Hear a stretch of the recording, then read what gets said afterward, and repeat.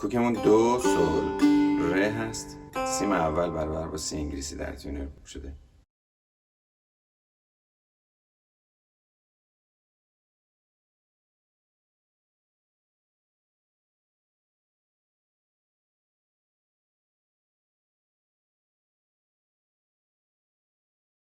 برای این قطعه سی بمول و می کرم داریم. فا می ره دو ره، را چپ راست، می بمول هست. فا می ره دو ره تکرار میشه.